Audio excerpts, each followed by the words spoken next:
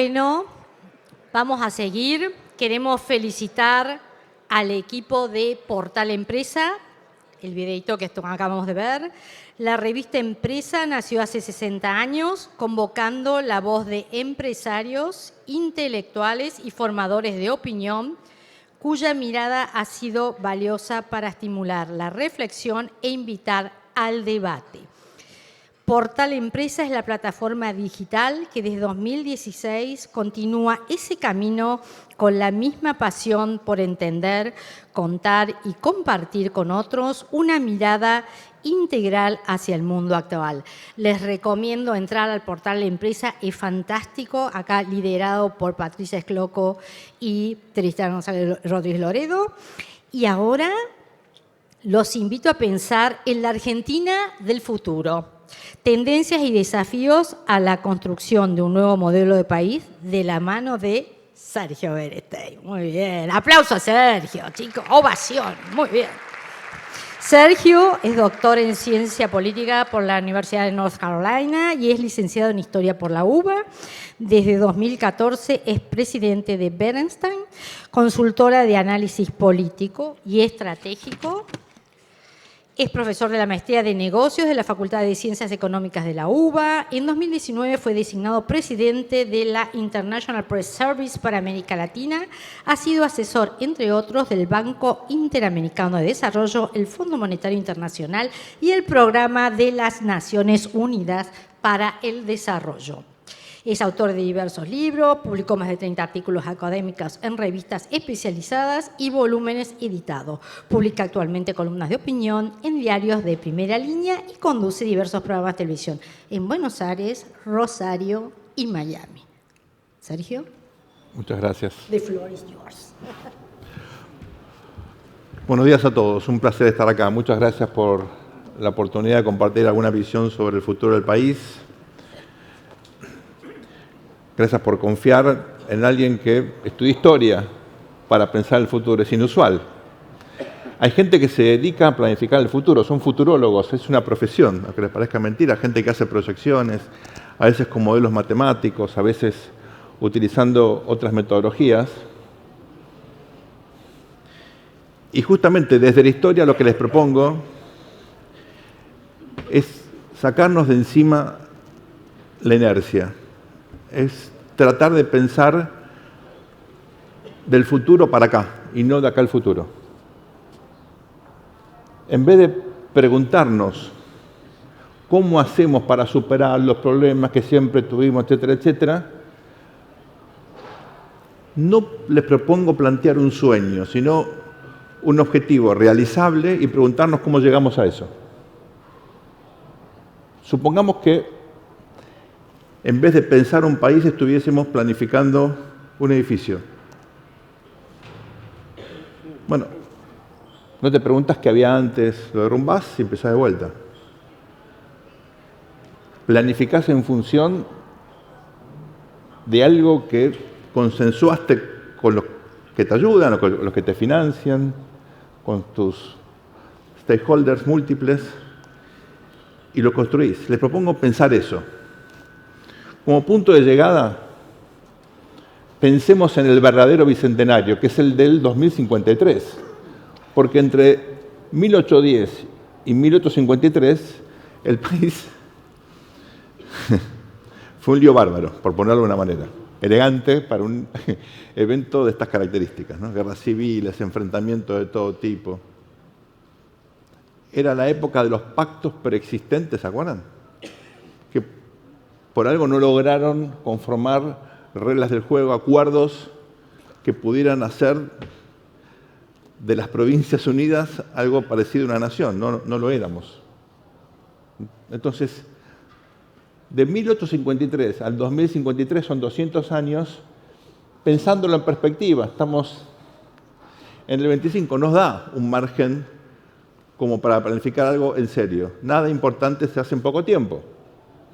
Podés tener un golpe de suerte, pero algo realmente complejo, como es proyectar un país diferente al que tenemos, requiere naturalmente mucho tiempo. De acá al 2053, Supongamos que como métrica estoy poniendo un número que podemos pensar que es demasiado ambicioso, ¿no? Uno se proponga triplicar el ingreso per cápita. ¿No parece algo irrazonable?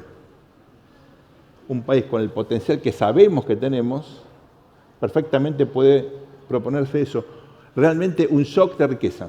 La única manera de terminar con la pobreza es generando mucha riqueza, rápido, y ahora vemos cómo distribuirla, pero pongamos como punto de llegada 3 veces el ingreso per cápita que tenemos hoy.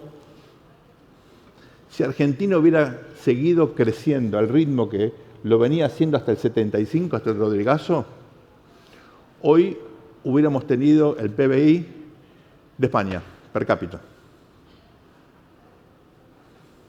Con lo cual, no parece imposible triplicar el actual nivel si efectivamente consolidamos lo que ahora vamos a discutir, que son los principales vectores para poder llegar a ese objetivo, 2053. Planteemos lo mejor que hicimos hasta ahora, porque hay cosas muy interesantes. Les propongo un rápido FODA, nada exhaustivo, simplemente para tener en cuenta 3 elementos. 1, la institucionalidad democrática. ¿Funciona mal la democracia? Sí, pero funciona. Y Argentina es el país, cuando uno toma, por ejemplo, sondeos comparables como el Latinobarómetro, donde hay mayor apoyo a la democracia en toda América Latina. 75% de la población cree efectivamente que la democracia no es el mejor, es el único sistema político. Esto es nuevo en la Argentina. Ustedes podrán argumentar que hay un proceso de desafección política, que vota menos gente, y es cierto. Que hay desconfianza en las instituciones, es cierto, en cómo funcionan hoy, pero no en el sistema como tal. Recuperemos esto, es algo novedoso. Hay un consenso democrático. Tal vez no se expresa en interacción, como ustedes podrán observar a diario, entre algunos miembros de la clase política y otros. No hay un diálogo, digamos, ciudadano mínimamente caracterizado por el respeto, la tolerancia, nada de eso, pero veamos la sociedad, no la clase política. La sociedad como tal apoya la democracia. Segundo elemento, muy importante, valorando sobre todo lo hecho por este gobierno. Creo que finalmente comprendimos como sociedad que el sentido común, la razonabilidad y el orden fundamentalmente en materia fiscal, macroeconómica, son condiciones necesarias, no suficientes, necesarias para construir un país serio que nos proyecte hacia este bicentenario con chance de cumplir con este objetivo. Sin orden macroeconómico es imposible lograrlo. Lo que hay que discutir es qué más aparte del orden macroeconómico. No es mi especialidad, muchos deben y están discutiendo qué cosas hay que mejorar del actual esquema. No es mi tema hoy. Lo que digo es, este objetivo, este consenso es fundamental. Si ustedes analizan hoy los principales estudios de opinión pública, todavía la sociedad argentina valora el esfuerzo fiscal realizado por un gobierno que, bueno, realmente abrazó este objetivo, pagando un costo político significativo que toda la sociedad comparte. Si con el esfuerzo que hemos hecho todavía hay un apoyo relevante al gobierno, pero fundamentalmente a la política económica, algo aprendimos. No fue en vano toda esta experiencia tan dura de un ciclo de alta inflación que comenzó por allí, por el 2006-2007, y terminó con esta situación tan compleja que vivimos hoy. Hemos aprendido como sociedad a tener esto como consenso, compartido, fundamental. Entonces, tenemos un consenso democrático y tenemos un consenso en términos del ordenamiento macroeconómico. Estas dos cosas, Argentina, piénselo en perspectiva. Juntas no las tuvo nunca. Parecía que en los 90 teníamos esa especie de consenso, pero en la práctica se hacían las cosas de forma muy concentrada en el Poder Ejecutivo, se hacían por decreto. Cuando se votaban leyes muchas veces eran con diputruchos, ¿se acuerdan? Curioso, porque tal vez la privatización del gas técnicamente es la mejor de todas, y sin embargo se hizo con un señor que no tenía que estar sentado en el Parlamento en ese momento. Lo interesante aquí, entonces, que tenemos estos dos valores, estos dos vectores. Hay un tercer vector que yo quiero destacar, porque en este momento donde hay una especie de ola de polarización ideológica, donde hay elementos indudablemente que intoxican el debate público, hay algo fundamental para tener en cuenta, y es que la Argentina sigue sintiendo que la actual distribución del ingreso es intolerable. Que la frase «ved en trono a la noble igualdad» penetró en nuestro ADN. Encontrar una ecuación lógica entre libertad e igualdad es el desafío, efectivamente, que hay que resolver de acá al 2053. Sin renunciar al contenido ético, a lo que implica estos dos conceptos de la mano. Pero si en este momento donde por primera vez tenemos partidos de derecha que están orgullosos de llamarse derecha, nunca pasó esto en Argentina. Los partidos de derecha decían que eran de centro, ¿se acuerdan? Era rarísimo, había como una culpa de defender el capitalismo, las políticas estatales vinculadas a los bienes públicos más tradicionales, la seguridad, la defensa. Había como un complejo de culpa porque ciertamente el pasado, y estamos donde estamos, ¿no? El pasado de la Argentina siempre nos llevó a ciertas confusiones en esa materia. Si en este contexto todavía nos aferramos a la idea de igualdad, acá tenemos un magma muy interesante con el cual trabajar. Entonces, pregunta, ¿cuáles son los otros pilares que deben complementar esto? Primero y principal, ninguna sociedad se desarrolla, ni la Argentina se desarrolló sin un Estado capaz. No estoy hablando de Estado grande, estoy hablando de Estado capaz.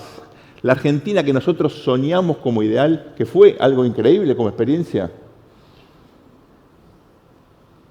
la Argentina entre 1860 en adelante, sobre todo hasta 1930, fue una Argentina que se construyó del Estado hacia abajo, donde las Fuerzas Armadas, sobre todo a partir de la guerra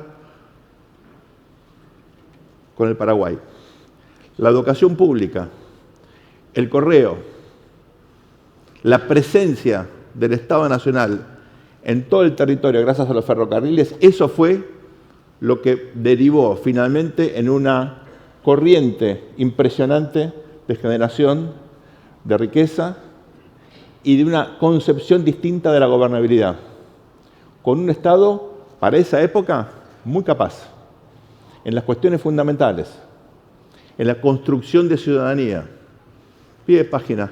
Si ustedes evalúan hoy las dificultades que tienen muchos países, sobre todo en Europa, para incorporar estos inmigrantes, las corrientes de inmigrantes que vienen de distintas partes del mundo, como pasó con la Argentina de esa época, hacerlos ciudadanos, convertirlos en pares, iguales. Eso nos debería hacer reflexionar respecto del éxito que tuvo la Argentina precisamente convirtiendo este crisol de razas efectivamente en un país que sigue teniendo hoy una homogeneidad, un piso común muy sólido, una identidad que todavía nos define como nación. Es un país fragmentado, es un país dividido, que tiene grietas, que tiene desigualdad, y sin embargo, todos sabemos que tenemos un piso común con el resto de nuestros conciudadanos, ¿sí o no? Es impresionante eso. Entonces, esa identidad nacional se construyó con un Estado fuerte, capaz. Y esa idea tenemos que ponerla en valor y preguntarnos qué Estado necesitamos para que la Argentina pueda cumplir con ese objetivo. Hay una dimensión de infraestructura física, hay una dimensión de infraestructura institucional, hay una dimensión de capital humano, fundamental, pero fundamentalmente la concepción política de que sin Estado no hay sociedad, en un mundo como este, en un mundo en guerra, creo que tiene que ser algo muy destacable, muy destacado en cualquier proyecto de construcción de un país como el que estamos aquí elaborando. Un mundo en guerra. Miren, la Argentina viene desinvirtiendo en defensa y en seguridad durante mucho tiempo por prejuicios, por políticas mal concebidas, por errores no forzados. Eso ya generaba muchas situaciones de vulnerabilidad antes de este ciclo que se inició, yo creo que antes de la invasión de Rusia a Ucrania, pero pongamos eso como punto de inflexión. No tener ahora fuerzas armadas, capacitadas, con la tecnología necesaria para poder defender la integridad nacional es una irresponsabilidad. Y de acá al 2053 debemos tener como prioridad reconfigurar, modernizar a nuestras Fuerzas Armadas.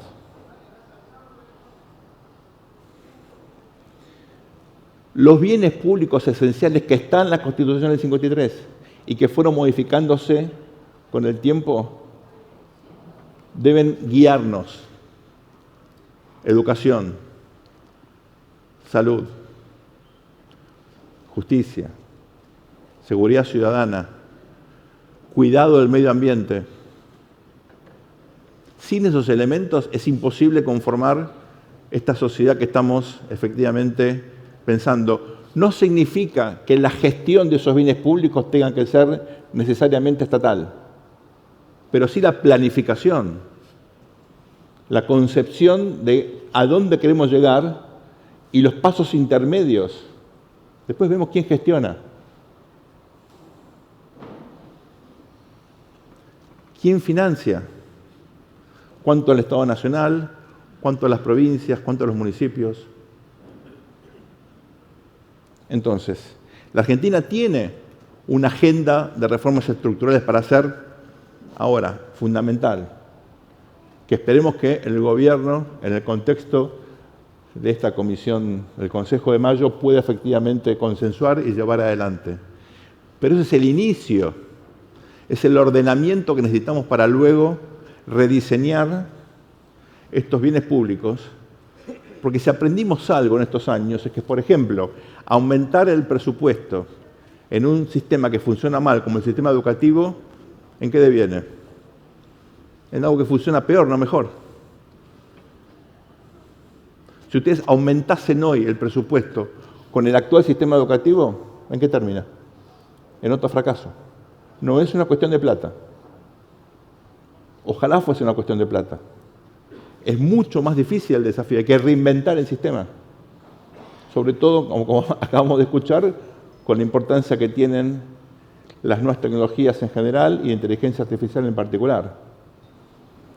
La salud pública. ¿Tiene este país que discutir la importancia de una institución como el Garrahan? Algo estamos haciendo mal. Si el debate es si un médico residente tiene que ganar 700.000 pesos o 1.300.000 pesos al año, para ese debate no vale la pena involucrarse. Es absurdo. Y no estoy relajando el principio de no hay plata, no me entiendan mal. Ese no puede ser nunca el debate. No podemos quedarnos estancados en las cosas ridículas cuando tenemos un proyecto tan ambicioso y motivante por delante. En términos de infraestructura física, lo más interesante es repasar la experiencia reciente, porque Argentina casi que duplicó el tamaño del Estado en muy poco tiempo, sin tener guerras y sin haber realmente invertido ni mínimamente en las cosas fundamentales. Infraestructura física, como ustedes saben, implica conectividad, pero fundamentalmente implica facilitar que un país que tiene ahora nuevos motores de desarrollo, como la energía, la minería, etcétera, pueda efectivamente realizar las tareas básicas sin correr riesgo de vida. Le comentaba a algunos amigos antes que, bueno, parte de mi tarea es dar charlas. No tomo compromisos en la Ruta 3. Me da miedo manejar por la Ruta 3 o que me lleve un remis. No sé si fueron por la Ruta 3 últimamente, pero es la misma que teníamos hace 50 años. Es una locura. Con camiones que son 40% más anchos. La Ruta 3, no estoy hablando de los caminos rurales, secundarios, para sacar la producción, que la verdad nunca estuvieron bien, seamos honestos, ¿no? Entonces, ahí hay una inversión por hacer, hay un deterioro muy significativo, que el país tiene que preguntarse cómo lo resuelve ya, rápido, es imposible postergar esto. Estos bienes públicos que están en la Constitución, no estoy inventando nada, deben ser los que luego, por ejemplo, el jefe de gabinete, cuando va al Congreso, bueno, expone, tiene un tablero de control y dice, mira, la educación, estos son los parámetros, avanzamos tanto, acá estamos mal, ¿cómo lo resolvemos? En vez de tener 5.000 preguntas sobre temas ridículos, tiene que tener un informe de gestión en función de un acuerdo intertemporal. Entonces es útil el debate. En parte la gente no se involucra en la cosa pública porque se debate en cosas irrelevantes. Y lo importante se posterga. Bueno, eso hay que cambiarlo. Quiero dedicarme los minutos que me quedan a la cuestión del liderazgo, porque esto requiere, obviamente, un estilo distinto de liderazgo. Miren, no me preocupa la confrontación, porque en un año electoral en todas partes del mundo se confronta.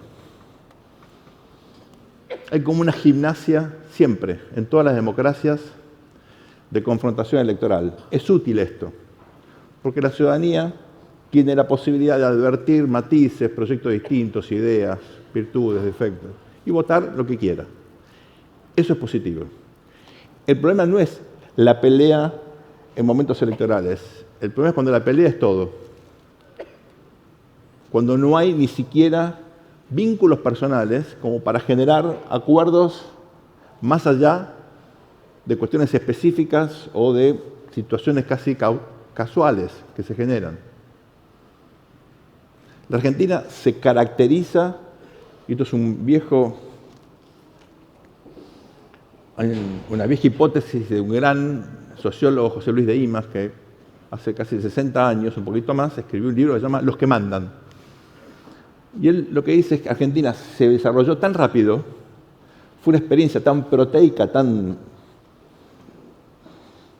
única, que las clases dirigentes, que sobre todo venían del interior, tenían altos umbrales de desconfianza entre sí porque se desconocían. A diferencia de lo que ocurre en otros países donde, bueno, hay como lugares establecidos, vas a Eton, vas a Oxford o a Cambridge y sos parte de la élite del Reino Unido. Algo parecido pasa con las universidades de la Ivy League en Estados Unidos, ¿verdad? Y así sucesivamente, hay como espacios de consagración de las élites, incluso en países complejos, grandes. Lo que son, por ejemplo, en Francia, la Cole y otros lugares, bueno, donde fue el presidente Macron, por ejemplo, ¿no? Que te consagran y son como puntos intermedios centrales para ser parte de la élite dirigente. En la Argentina tuvimos un poquitito de eso. La Facultad de Derecho era eso. Mi colegio, Nacional de Buenos Aires, todavía en la década del 80, 90 del siglo XIX, pero se fue como degradando y aparecieron múltiples espacios, lo cual es muy bueno porque eso pone de manifiesto la capacidad que tenían múltiples élites de hacer su camino dentro de un establishment político que era muy horizontal. Eso es positivo. Pero la desconfianza es una de las características centrales. La pregunta es cómo se construye confianza. Bueno, hay algunas experiencias, algunas teorías al respecto. Poner un objetivo en común y trabajar en equipo, con apoyo técnico, pero con consensos políticos que impliquen capacidad de redistribuir.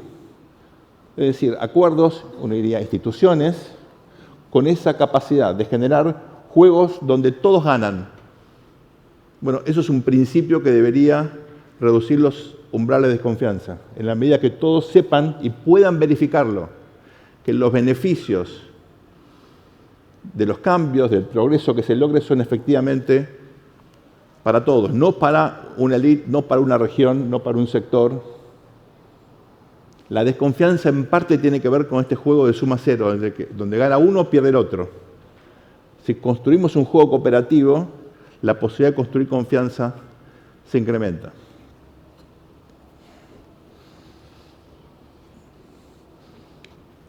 ¿Cuál sería el resultado o la consecuencia de no hacer esto? Supongamos que coincidimos acá en mucho trabajo, mucho lío, no tengo tiempo.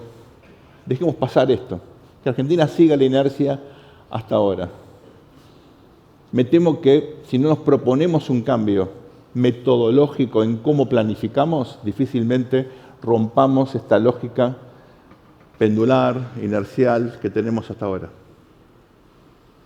Pero a diferencia de lo que ocurría hasta este contexto, hoy vivimos en un mundo donde el costo de oportunidad de no hacer las cosas bien es mucho mayor. Es mucho mayor. Con la prudencia que tenemos que tener en esto, es muy probable que el mundo tenga una lógica bipolar nuevamente. No lo elegimos nosotros. Esto, si pasa, está fuera de nuestra voluntad. Pero tenemos la obligación de tomar nota y preguntarnos si esto es así, ¿qué tenemos que hacer?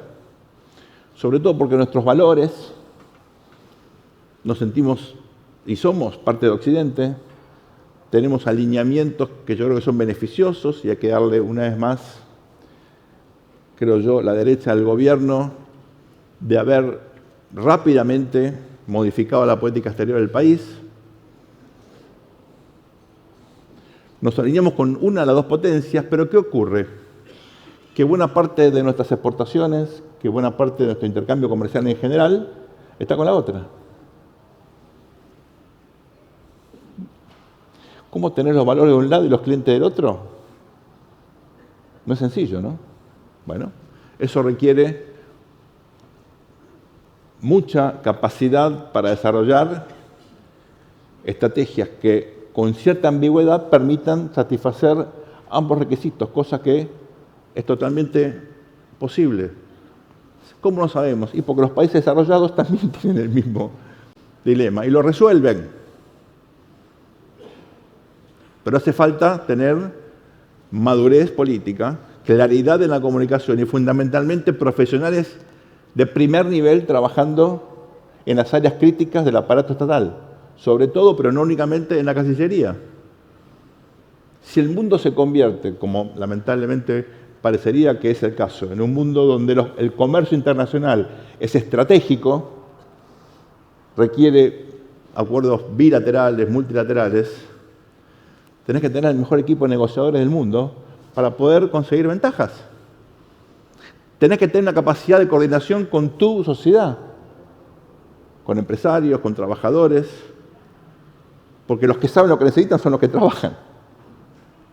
Los que negocian tienen que estar permanentemente en comunicación. Los que tienen alguna experiencia de esto, cómo funcionan las cosas en Brasil. De ese modo, van los brasileños a negociar y atrás, representación del capital y del trabajo. Interacción cooperativa entre las partes. ¿Tenemos los diplomáticos entrenados, los equipos técnicos para esa clase de negociaciones? Bueno, el sector público tiene que tener las mejores cabezas, bien pagas. La idea de pagar poco en el sector público es absurdo. ¿Ustedes le van a pagar poco a un cirujano que tiene que operarlos? ¿O a un dentista? ¿A quién se le ocurre pagarle poco a los que toman decisiones públicas, que tienen un efecto multiplicador infinito? El debate respecto del gasto tiene que tener criterio. Una persona que tiene una responsabilidad de tener 1.200 trabajadores, colaboradores en el sector privado, ¿cobra mucho o cobra poco? Bueno, imagínense a alguien que tiene 50.000 personas a su cargo. Entonces, eso requiere otra clase de mapa, de prisma conceptual. Me quedé sin tiempo. Una última idea. Acá me están diciendo que me quedé sin tiempo. Yo se los advertí.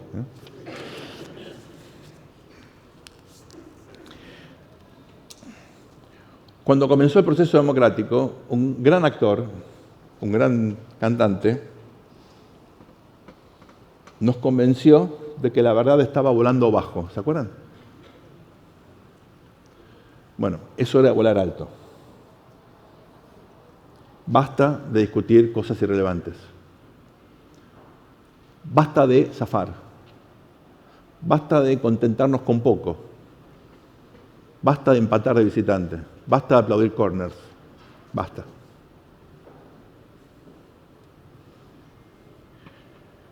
Como sociedad nos merecemos la oportunidad de pensar en grande. No en proyectos individuales grandes, en proyectos colectivos que hagan la diferencia.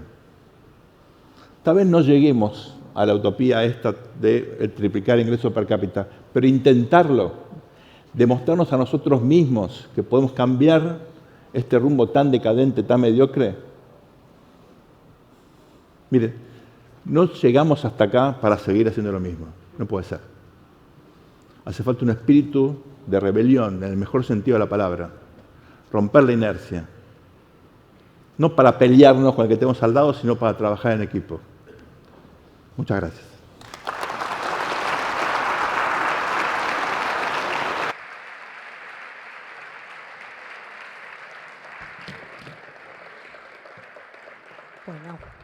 Bueno, hola. Bueno, muchas gracias, Sergio. Nos dejó pensando, ¿no? Esa Argentina que queremos, que necesita líderes, pero no se trata solamente de líderes gobernantes, ¿no? Sino de empresarios, docentes, profesionales, emprendedores, ciudadanos. Eso que dijo, esa última frase que nos dejó Sergio, pensar en grande y que haga la diferencia. Bueno, para poder acercarnos más a la realidad de nuestro país, vamos ahora a seguir con nos vamos a preguntar, ¿podemos tener más casos Tandil? Así que, bueno, invito a Diego Dalponte, Matías Ibarra Jiménez y Mauricio Salvatierra a conversar con Silvia Neistat. Mientras van tomando asiento, les cuento que Silvia es ingeniera agrónoma por la UCA y magíster en Historia del Pensamiento Económico en la Facultad de Ciencias Económicas de la UBA. Desde 1994 es editora de la sección Economía del diario Clarín. Fue designada miembro de la Academia Nacional de Periodismo en noviembre de 2013. El mismo año fue reconocida como la mejor periodista económico-financiera por el Consejo Profesional de Ciencias Económicas de la Ciudad de Buenos Aires y en 2007 ganó el premio CONEX por su labor en prensa gráfica. Es coautora de diversos libros y es más mi amiga. Adelante.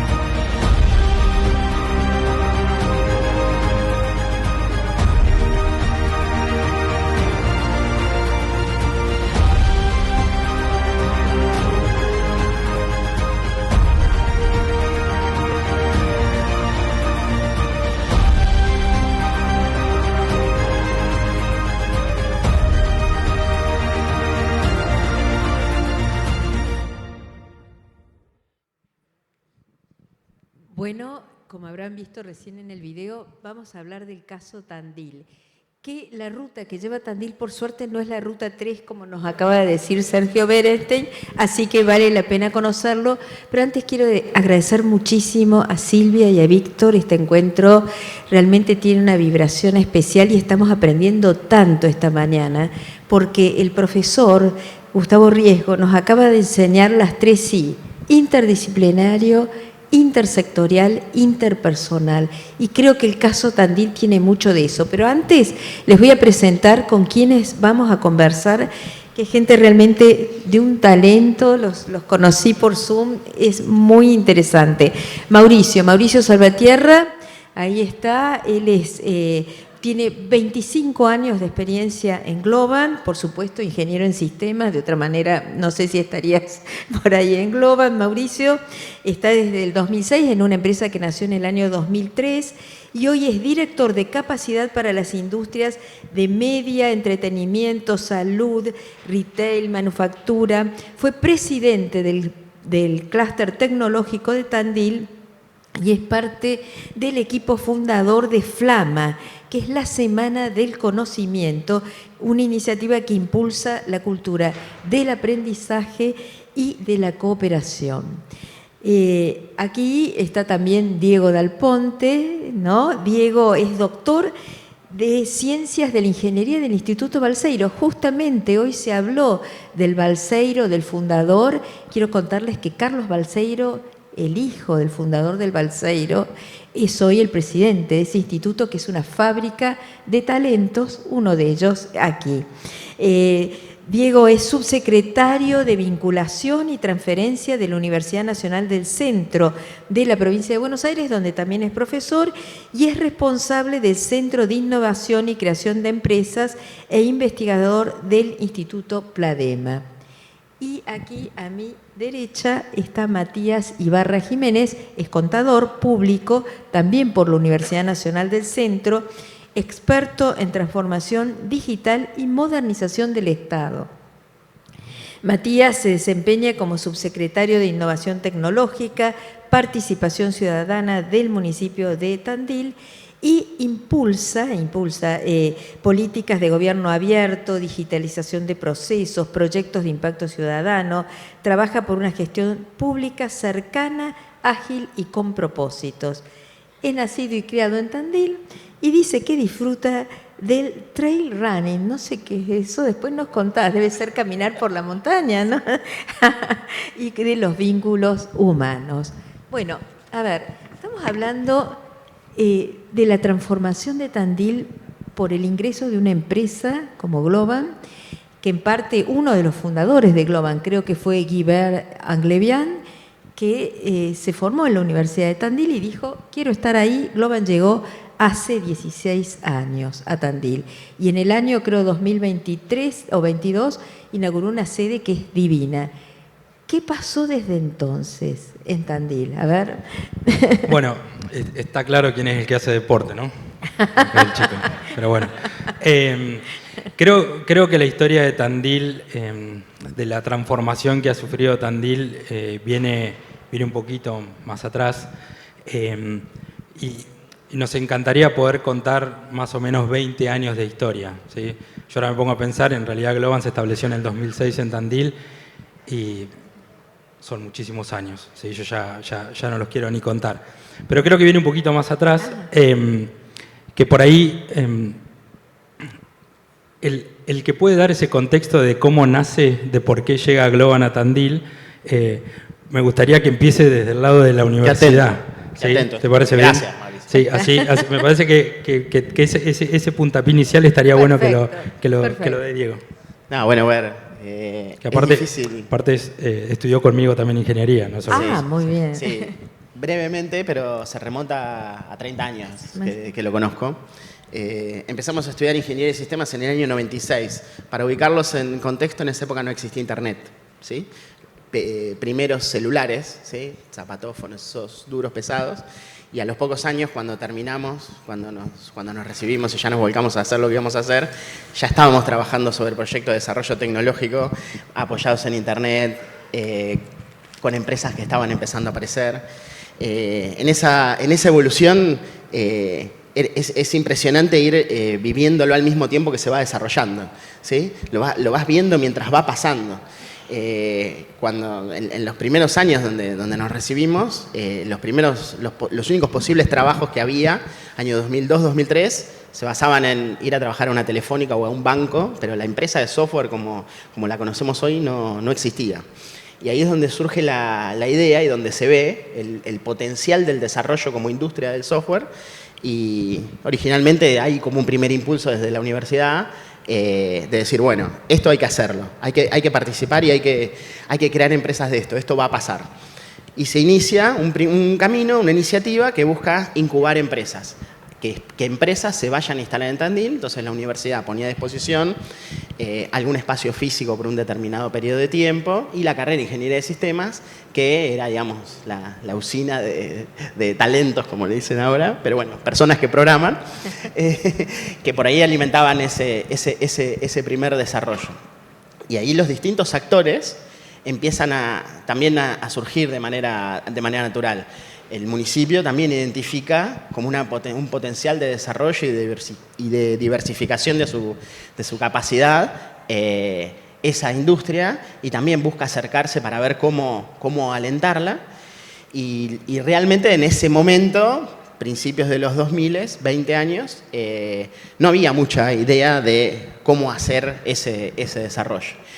Y a partir del trabajo conjunto que fuimos haciendo entre todos, en ese momento también pasando por distintos roles. Nosotros por ahí éramos jóvenes, graduados y trabajadores, pero algunos amigos nuestros eran fundadores de esas nuevas empresas que se estaban generando y hay se puede dividir como en 3 etapas. Esa primera etapa de incepción, de concepción de la idea de desarrollar ese sector. La etapa de efervescencia, donde explota, donde aparecen las empresas que se organizan, que crecen. Y esta nueva etapa, donde es un ecosistema y un entorno consolidado y donde los próximos pasos se apoyan principalmente en entender que tenemos que colaborar entre todos para pensar, como decía Sergio recién, a dónde queremos llegar y ver cuáles son los pasos que tenemos que dar. Ahí agrego...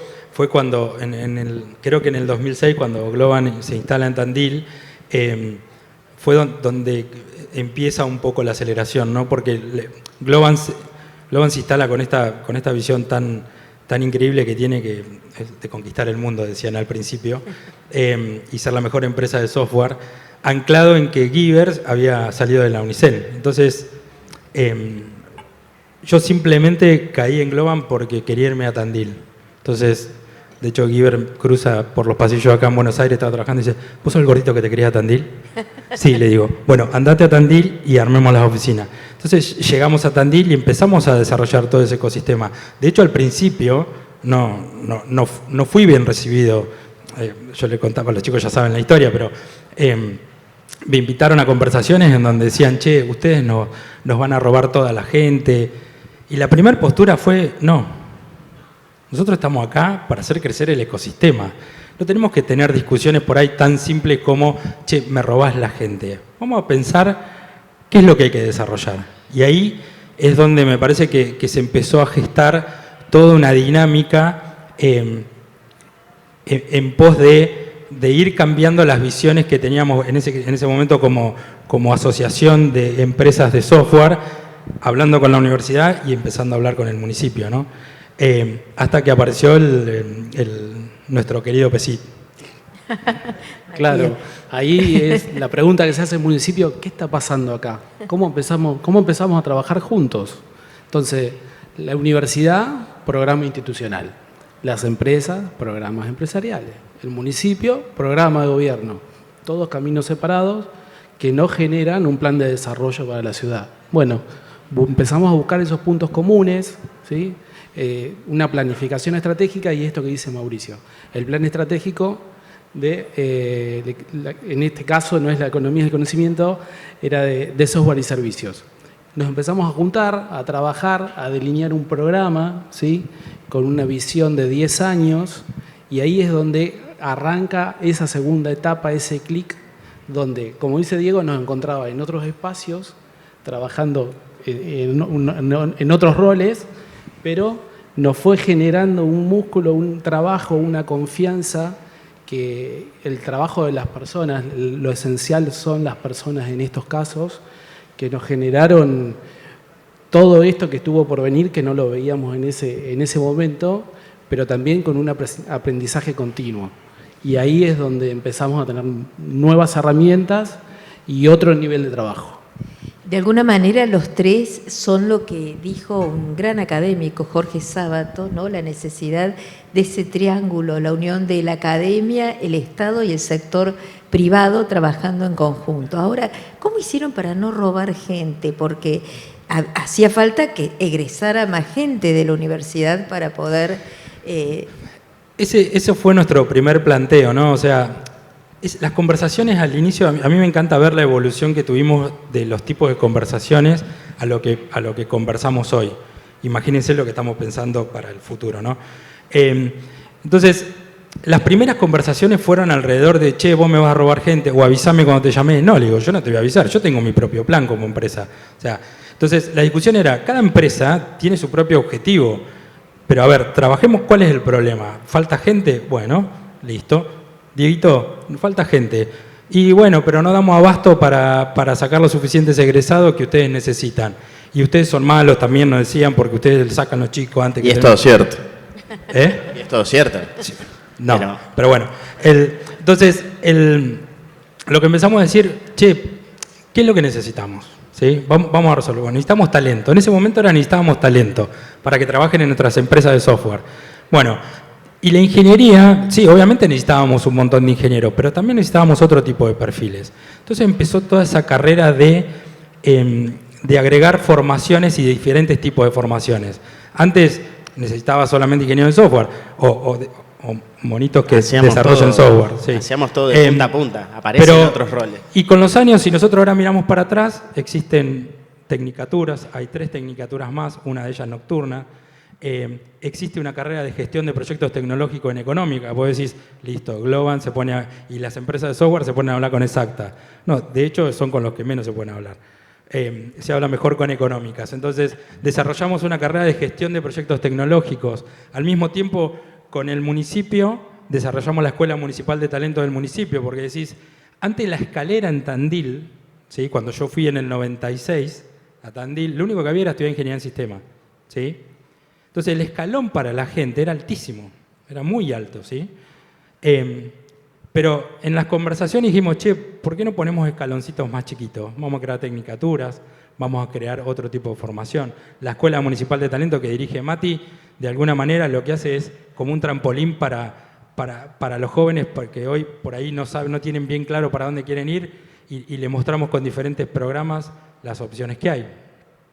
Perdón, sí. Pero al mismo tiempo... Paranos, Silvia, porque si nos ponemos a charlar nosotros... Pero al mismo tiempo ese desarrollo, esa ampliación de ofertas tiene que ser administrada, porque si de repente desde la universidad lo único que hacemos es atender demandas puntuales del momento y de la coyuntura de una empresa tecnológica con el vértigo que tiene, bueno, perdemos completamente el rumbo. Entonces el objetivo era adaptarnos a esa evolución, a ese vértigo y a lo que necesitaban. Y es cierto que nos robaban gente, y es cierto que...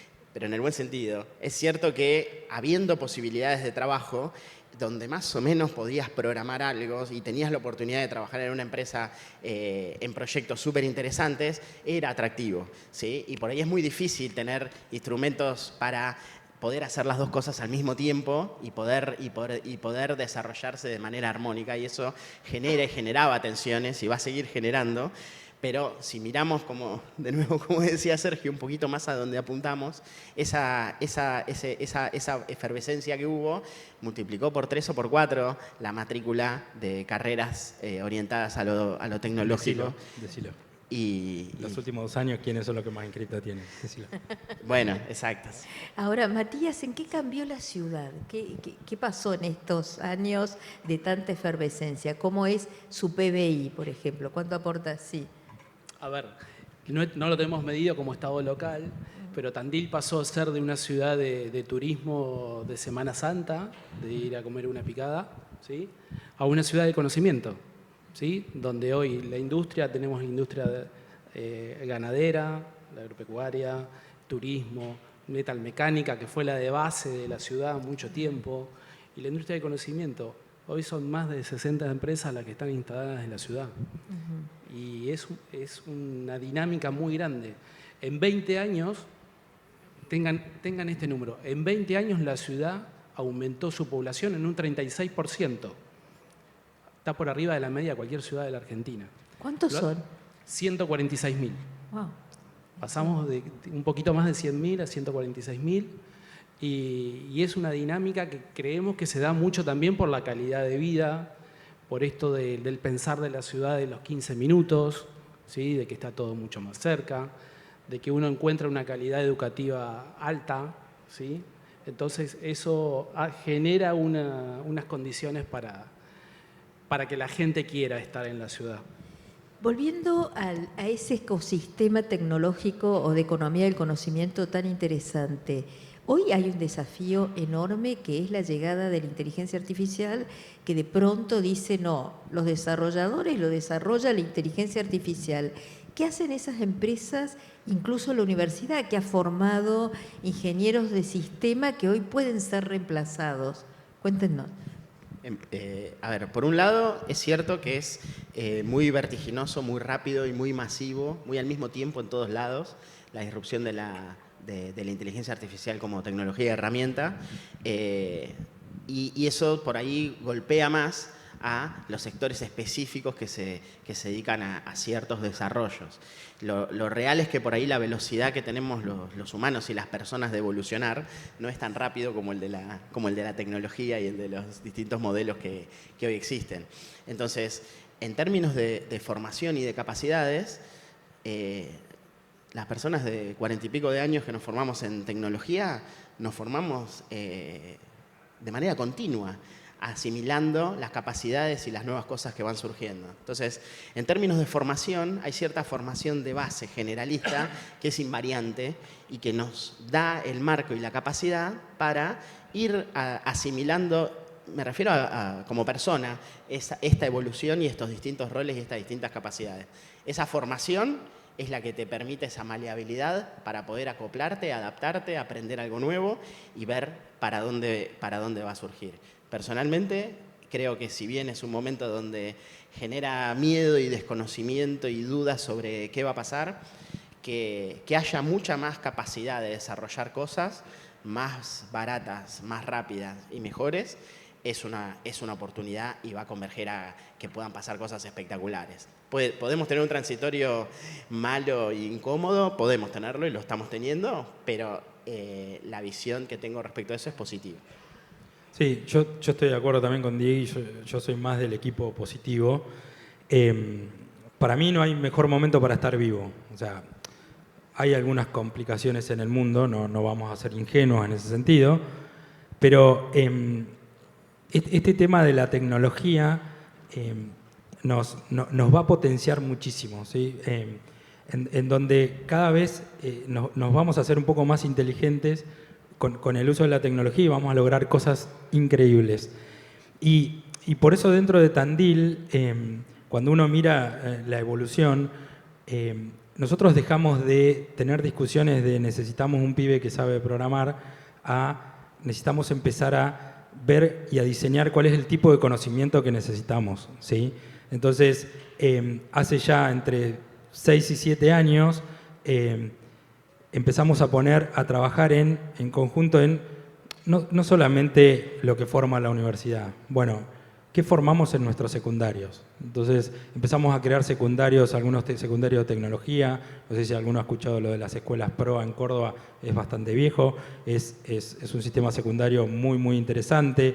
Hace poco incorporamos para el año 2026 un secundario de biotecnología, existe una tecnicatura de biotecnología que creemos que son otro tipo de conocimientos que van a ser claves para el futuro, ¿no? Entonces empezamos a conversar todo ese tipo de cuestiones y dejó de ser, che, vos me robás gente, necesitamos gente, dejó de ser, ¿qué necesitamos como sociedad en la formación del conocimiento? Y ahí es donde está el compromiso de una empresa como Globant, de que somos parte del clúster tecnológico, en donde nos juntamos con la universidad y con el municipio, en donde ponemos a discutir ese tema.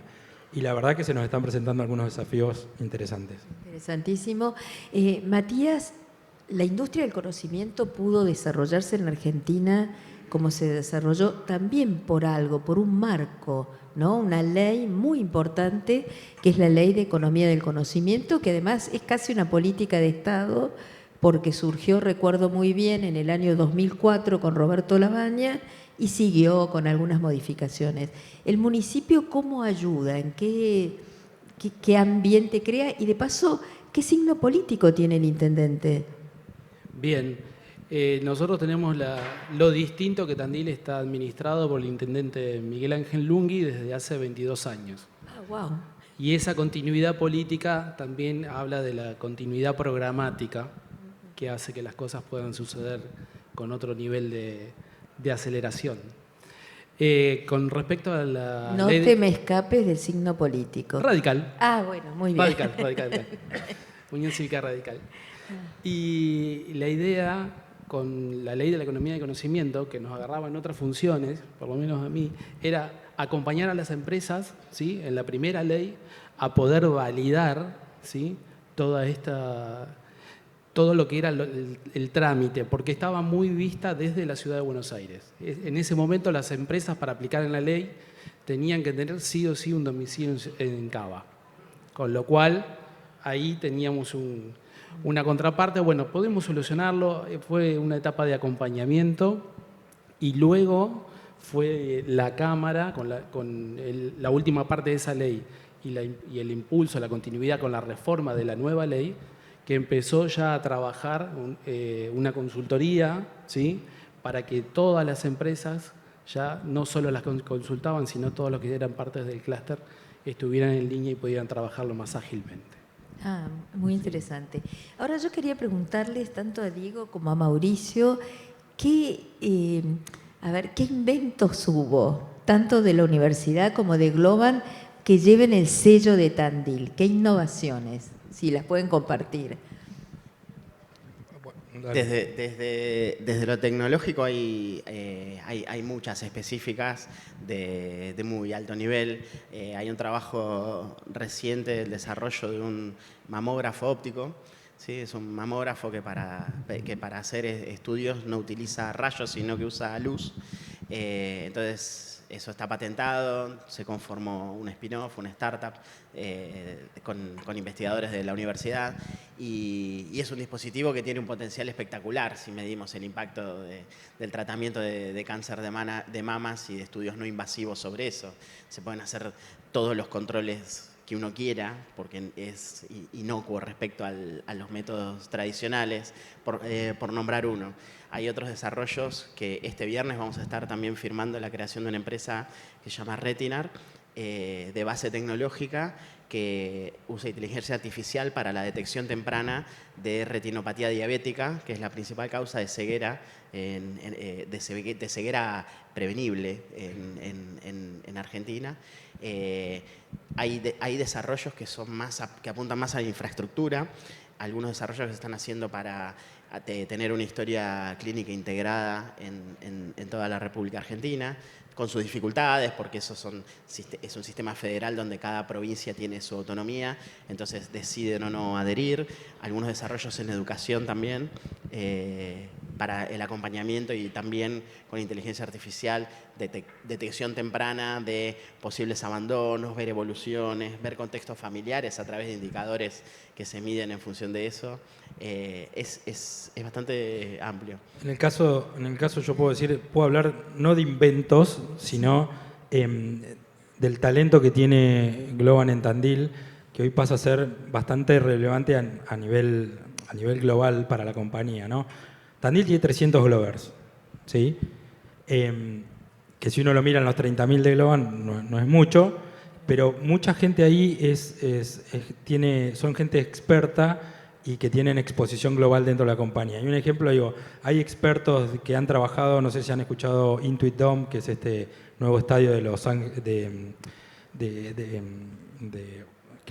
Clippers, en donde se desarrolló toda una inteligencia artificial y toda una customización de la experiencia. Bueno, expertos que lideraron ese proyecto están en Tandil salieron de la universidad y están trabajando hoy en Globan y tienen esa posición global. Pero creo que uno de los mejores inventos que hemos tenido en los últimos 3 años, que fue un invento en conjunto, fue la Semana Flama. Contanos un poco más, por favor. Tandil, de nuevo, nos queda poco tiempo y es difícil contar en todo ese tiempo cómo ha ido evolucionando. O sea, yo me pongo a pensar y nos olvidamos muchas cosas, pero de pasar de ser instituciones separadas, en donde discutíamos cosas muy sectoriales y puntuales, pasamos a definir que Tandil tiene que ser una sociedad del conocimiento. De nuevo, Tandil hoy, como decía Mati, digamos, no es más conocida simplemente por tener el salame más largo del mundo. Lo tenemos, por cierto, ¿sí? Pero es una ciudad del conocimiento en donde hay muchísimo talento. Entonces, con eso lo que decidimos hacer como ciudad es, vamos a crear una semana del conocimiento, ¿sí? No una semana de innovación, no una semana de emprendedurismo, no una semana de tecnología, una semana de conocimiento, en donde pasan experiencias de conocimientos, experiencias mínimas de cómo alguien te puede enseñar a cruzar una calle a una persona ciega, que yo no lo sabía, hasta congresos de inteligencia artificial o lo que sea. Son experiencias de conocimiento que comparte alguien y que puede eventualmente cambiar una realidad. Eso pasa durante toda una semana y en donde, digamos, las principales, o sea, son 6 instituciones que lideran esa iniciativa, que es el clúster tecnológico, la Cámara Empresaria y APIMED, y después está el municipio, la universidad y el CONICET, en donde nos sentamos todos juntos y decimos, che, bueno, hay que compartir conocimiento. Y eso es como nuestro último invento final y que ya estamos pensando en algún momento, bueno, cómo evolucionarlo, ¿no? Tal vez escalarlo, porque es muy interesante. Expórtenlo a otras ciudades. Ya tuvimos una primera experiencia con 3 de febrero. Ah, es fabuloso, Sí, realmente sí. muy Fue interesante. increíble. Se nos está acabando el tiempo. Yo no va a ser una pregunta envenenada, de las que me gusta hacer, por cierto, pero bueno, acá tenemos mucha curiosidad. ¿Qué pasa con Globan? Todo tan lindo y el precio de la acción cae. Contanos un poquito. Globan, a ver, yo a Globan lo amo, ¿no? Tengo 20 años en la compañía y lo he visto pasar. Yo siempre digo, soy el legajo 246. ¡Wow! 246 es lo que me acuerdo. Y tiene 30.000 empleados. O sea, que imagínense que la he visto pasar por un montón de transiciones, de transformaciones. Entonces, Globan es una empresa nativa digital que siempre está en una versión beta enfrentando todos los desafíos que van pasando en el mundo de una empresa tecnológica, ¿no? Entonces, Globan, lo que pasa con Globan es un nuevo desafío de crecimiento que viene cruzado por una crisis mundial. Obviamente, no vamos a negar que post-pandemia, durante, post-pandemia, la guerra generó una crisis en el mercado y de priorización de, bueno, aquello que se iba a transformar digitalmente ahora se puso en pausa, ¿no? Y ahora cuando ya estábamos empezando a levantar, obviamente aparece inteligencia artificial y nos barre, digamos, como el flaco Schiavi. Entonces, lo que hace Globan es lo que tiene que hacer cualquier empresa, es mirar cómo se tiene que parar, o sea, hacer el ajuste que tenga que hacer y seguir para adelante.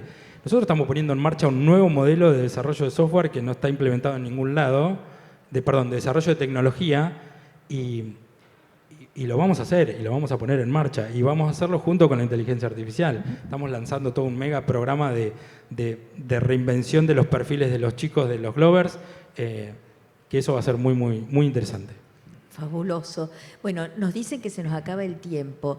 A ver, Sergio Berestin nos dijo que el bicentenario no es el 2016, es el 2053, porque se fijó en la Constitución de 1853. Muy interesante, porque nos pone la vara que tiene Uruguay. Uruguay no festeja el Día de la Independencia, festeja el día de su Constitución, porque tiene el sentido de la ciudadanía.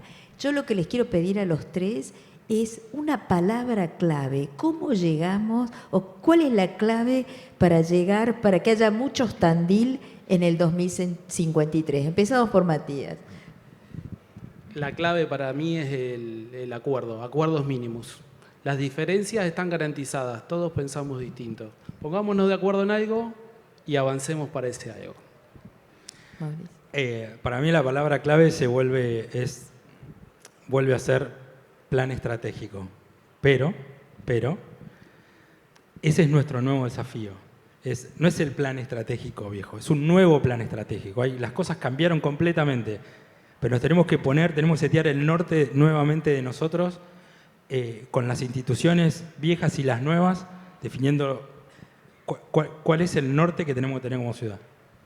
Y yo, perdón, pero más abstracto, si se quiere, genérico, pero la patria. La patria como concepto y desde el punto de vista de la verdadera construcción colectiva y solidaria de todos los que participamos. Nuestros proyectos personales, individuales y sectoriales, que sí, tienen que seguir existiendo, tienen que seguir estando, pero tenemos que separar un cachito de eso nuestro para contribuir para un bien común, para una identidad y que seamos lo que tenemos capacidad de ser. Diego, Mauricio, Matías, muchísimas gracias. Muchas gracias. Un placer. Gracias.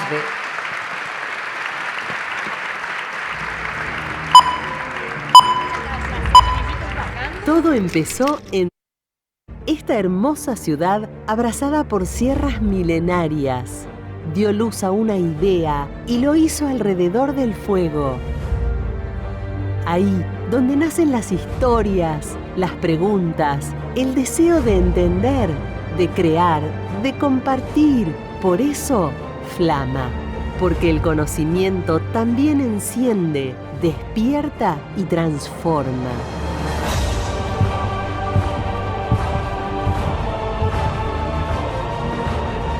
Durante una semana, la ciudad se llena de ideas en movimiento, de encuentros reales, de saberes que se cruzan, de personas que se animan a aprender y a enseñar. Charlas, talleres, experiencias, cultura, ciencia, tecnología, industria, arte, bienestar, conocimiento en todas sus formas. No importa qué edad tengas, ni a qué te dediques. Si tenés curiosidad, Flama es para vos, porque cuando nos encontramos para pensar, cuando compartimos lo que sabemos, algo se enciende y esa chispa es el comienzo de todo. Flama, el conocimiento prende. Prendete a Flama. Bueno, luego de Flama, vamos a tener un momento Flama ahora, un momento fuego. Por eso invito a Felipe Videla que se acerque al escenario. Felipe es socio de ACDE, socio de Berca Varela y actor. Bueno, sé que están todos hambrientos. Prometo que este espacio es muy breve. A la 1:30 vamos a estar almorzando, así que quédense tranquilos que no nos vamos a exceder. Este espacio es una sorpresa, por eso no está en el programa. Una sorpresa muy especial para todos los que somos parte del equipo organizador, para la familia de la persona que va a hablar ahora con nosotros y esperemos que también sea una sorpresa para ustedes cuando lo vean. Además de darle esta sorpresa, quería hacerles un pequeño regalo. Me hubiera gustado que sea más largo, pero el tiempo nos está matando, que es precisamente darles tiempo. Creo que todavía no tuvimos oportunidad de tomarnos 5 segundos, entre 5 y 10 segundos, para pensar todo lo que vivimos ayer y hoy, para pensar por qué vinimos acá y quizás, por qué no, para aquellos que quieran rezar. Entonces, los invito a cerrar los ojos y tomarnos 10 segundos en silencio.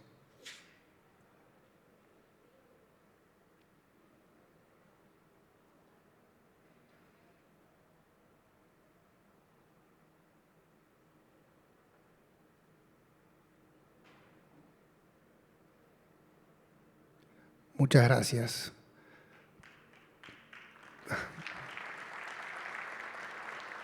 Parecen una eternidad, 10 segundos en silencio, todos acá juntos.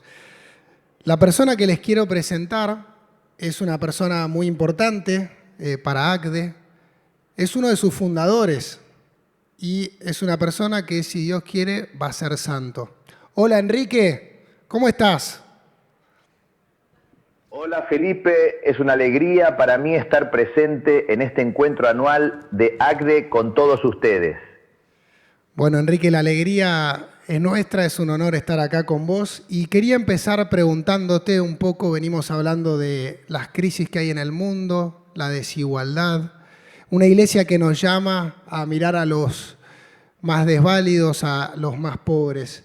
¿Cómo podemos los empresarios conjugar la rentabilidad que nos exige la empresa con la justicia social? ¿Qué reflexión te merece eso? Me interpelan ustedes, como me interpelaba a mí, la realidad de nuestro tiempo y el llamado constante de la Iglesia a mirar a los más vulnerables. En un contexto global tan complejo, con crisis y desigualdades, ¿cómo podemos nosotros, desde la Argentina, conjugar la rentabilidad que es necesaria con la justicia social, sin caer en la demagogia de palabras vacías o en un asistencialismo que no promueve? Permítanme compartirles algo de lo que fui aprendiendo y tratando de vivir. No se trata simplemente de hacer más cosas, sino de hacer las cosas de una manera distinta, con un suplemento de alma. El primer deber de un empresario cristiano no es solo ser técnico o económico, sino tener la actitud de Cristo, ser un hombre de servicio, porque ser patrón no es un privilegio, es una función. Además, recordemos que nuestra misión no se agota en la empresa. Debemos actuar también en la sociedad, individual y colectivamente, a través de nuestras asociaciones. Colaborar con los sindicatos, buscando el acuerdo, defendiendo la libertad económica frente a la intervención indebida del Estado y evitando pedir privilegios que defienden intereses creados y postergan el bien común. Me encanta, Enrique, cuando hablas de empresarios con un suplemento de alma, que estén al servicio. Por eso quería preguntarte, hablamos de rentabilidad en la empresa y las empresas que estamos exigidos, los empresarios, las empresas de ser eficaces, de ser productivos. ¿Qué pensás sobre eso? La eficiencia es un deber. Para poder distribuir más, debemos producir más. La eficacia es la mejor garantía de que haya continuidad de trabajo. No nos engañemos pensando que por ser buenos e ineficientes logramos algo. Ese es un error. Se fundió porque era bueno. No debe descuidarse el progreso técnico y económico. La rentabilidad es un fin secundario, legítimo en cuanto favorece el fin primario, que es producir bienes y servicios. Pero para que esa rentabilidad se conjugue con la justicia social, sin ser demagogia o asistencialismo vacío, el foco debe ser la persona. La empresa debe ser una comunidad de vida, un hogar de relaciones humanas, no solo un lugar de producción. Siento que esto del foco en la persona es algo que se viene repitiendo a lo largo del evento. Y recuerdo una frase tuya que era: los recursos materiales son dones que recibimos, son como las sonrisas de Dios. Y esto de ser eficaces, eficientes, de no fundirse por ser buenos, al final hablaste también de la empresa como comunidad de vida y no solo como un lugar de producción. ¿A qué te referís con eso? Me refiero a que nosotros somos corresponsables de la ascensión humana de nuestro personal. Más que darles de lo nuestro, debemos ayudarles a descubrir lo bueno que ellos tienen. Eso es el liderazgo. Facilitarles su realización, ayudarlos a desarrollar lo mejor de sí mismos. Nada de esto se logra solo con técnicas de gestión, sino que requiere un profundo trabajo interior, una vida de oración intensa. La Eucaristía es el motor y el volante de una auténtica vida empresaria, la que nos permite renunciar al egoísmo y tener la fuerza para dignificar al trabajador. Nos une a Cristo y a los demás. También la ayuda de la Virgen María, tengámosla de socia. Ella nos enseña a ser como los demás necesitan que seamos. Otro tema fundamental, el desapego. Desapego de uno mismo, de las ideas propias por imponer, del yo social, de la vanidad, incluso de los bienes. La clave entonces para no caer en demagogia ni asistencialismo es transformar la empresa desde dentro, humanizándola y cristianizándola, haciendo de la eficiencia un medio para la promoción integral de las personas. Requiere nuestra conversión personal constante, poner a Cristo en el centro, encarnar sus enseñanzas en nuestro accionar diario. Es una misión de religión y vida, santificarnos a través de la profesión y santificar la profesión. Siento que es revolucionario que en un evento de empresarios estés hablando de la Eucaristía, de la oración, en línea con lo que nos decían ayer de Misericordia y el Padre Santarelli. Y lo que te quería preguntar, que más temprano hoy hablábamos de la tecnología que nos permite que estés hoy acá mediante la inteligencia artificial. ¿Qué reflexiones tenés respecto al mundo tecnológico de hoy? Mi pensamiento al respecto es muy claro y se basa en la centralidad de la persona. Debemos estar a la cabeza de todo adelanto técnico que libere al hombre, multiplique su capacidad creadora y evite todo desperdicio de lo material. Ahora, si bien la técnica y el progreso son importantes, el progreso, sea científico, técnico u organizativo, jamás debe ser a expensas de la dignidad de los trabajadores. La empresa, por su naturaleza, debe ser siempre un instrumento de dignificación humana. La tecnología debe ser un instrumento para un fin superior.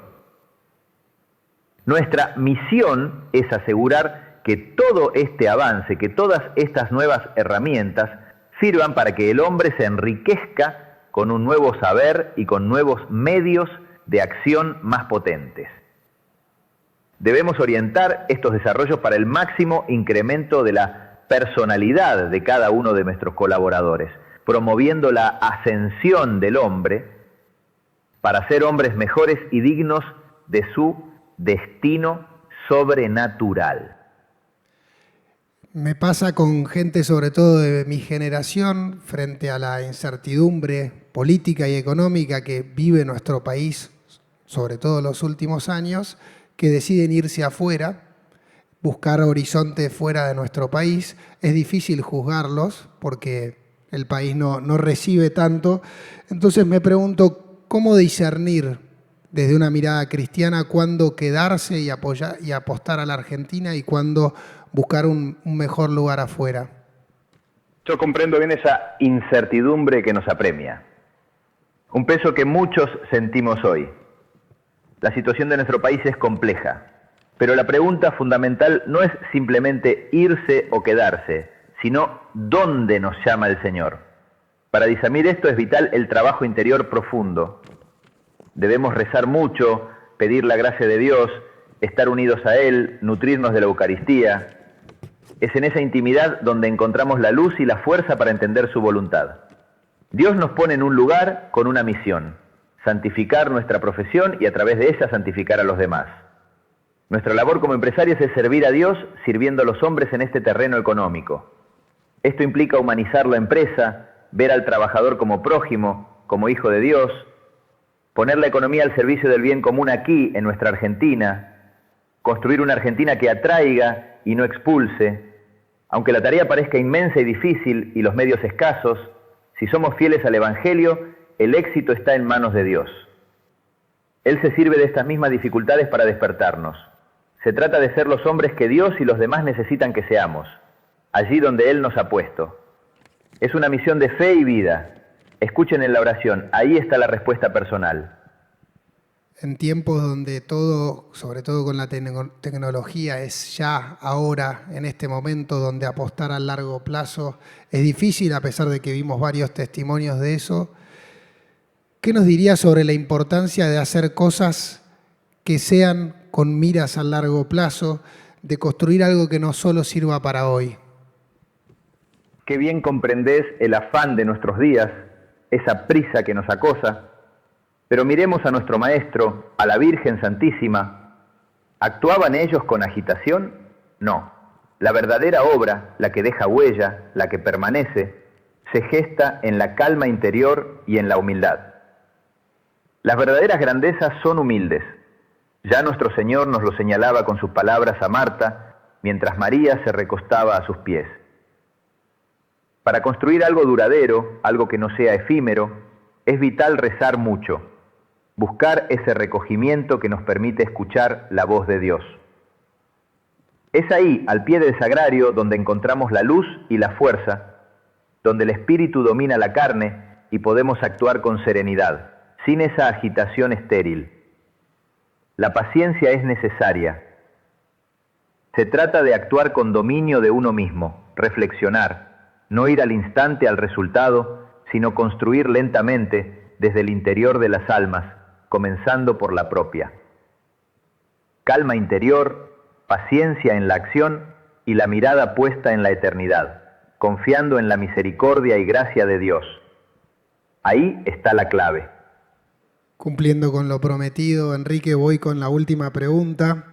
Muchas gracias primero por este diálogo, por tus palabras. El tema de la oración vuelve constantemente. Y quería preguntarte en relación al lema de este evento, Forjadores de un Nuevo Mundo, la persona, principio y fin del desarrollo. ¿Qué reflexión te merece y si tenés algún consejo final para darnos? Los dirigentes de empresa somos administradores de bienes económicos y estamos colocados en un lugar neurálgico de encuentro de todas las categorías sociales. Entonces, consciente o inconscientemente, somos forjadores de historia. Quiera Dios que lo hagamos de modo tal que el mundo en gestación sea un mundo mejor. Mi consejo final, entonces, para ser verdaderos forjadores de un nuevo mundo con la persona en el centro, sería el siguiente. Prioricen siempre la dignidad de cada ser humano, creado a imagen y semejanza de Dios. Que sea el punto de partida y el fin último de cualquier esfuerzo que hagan. Asuman el propio perfeccionamiento como un deber fundamental. Para poder ser buenos dirigentes de empresa, nuestro primer deber hacia Dios, nuestro Creador, es el propio perfeccionamiento. Como dice el mandato divino, sed perfectos como el Padre es perfecto, para poder así darnos y comunicarnos a los demás. Y eso empieza por rezar mucho para recibir la gracia de Dios y suplir nuestras deficiencias personales. Deben rezar mucho. Uno nunca reza bastante. Pidan un corazón que escuche, un corazón que quiera y que quiera afectuosamente, un corazón que refleje al de Cristo. La oración es hablar y escuchar a Jesús. En 5 minutos de oración se resuelven más problemas que en horas de discusión. El hombre solo es fuerte cuando ora. Pidan a la Santísima Virgen, a San José, el hombre más próximo a Jesús y modelo de vida, a Santa Teresita, cuya espiritualidad es tan apta para hoy que los ayuden a conocer la voluntad de Dios y a cumplirla siempre. Y por último, y ya con esto me voy despidiendo, tengan el coraje de asumir grandes responsabilidades personales. Considero que no nos debe faltar el coraje optimista necesario para encarar plenamente nuestra misión. El coraje, la audacia, la energía son en definitiva fruto de la vida contemplativa y de la unión con Dios. Sin el apoyo de Dios y sin la gracia, sin oración no hay nada. Es la fuerza interior que nos permite ser hombres de empresa, emprendedores y creadores de fuentes de trabajo, multiplicando la sonrisa de Dios. No se trata de emprender cosas extraordinarias, sino de cumplir como Jesús lo haría en el lugar que nos toque. Queridos amigos, que Dios los ilumine en su importante misión de forjar un mundo justo y próspero, donde la persona sea verdaderamente el principio y el fin de todo desarrollo. Muchas gracias, me encantó compartir este rato hoy con ustedes. Les deseo un gran encuentro 2025. Gracias.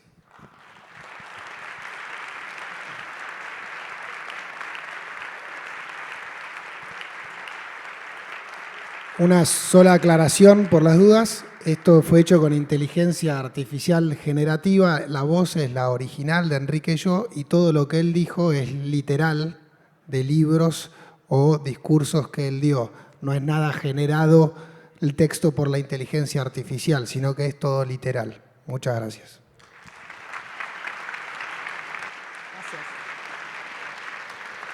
Qué increíble, ¿no? Qué bárbaro. La oración es poderosa y buen mozón. Yo me encantó. Ahora vamos a tener, creo que luego de toda esta mañana tan fructífera, nos merecemos un rico almuerzo, así que 3 cosas. Vamos a aprovechar para encontrarnos, para compartir y para pedirle al Padre Daniel Díaz si nos hace una breve bendición, por favor, de los alimentos que vamos a recibir. Gracias, Padre. Después de semejante invitación a rezar, vamos a hacerlo brevemente, dando gracias al Señor por esta mañana, por todo lo compartido, pidiéndole que siga bendiciendo nuestro encuentro, que ahora bendiga nuestro almuerzo y todo lo que vamos a compartir en él, y que particularmente bendiga a cada una de las personas en las que queremos hacer centro en nuestra vida. Pidamos por los que pasan hambre, por los que pasan frío hoy, ahora mismo, y por todos ellos. Que el Señor nos bendiga y bendiga los alimentos que compartiremos, en el nombre del Padre, del Hijo y del Espíritu Santo. Amén.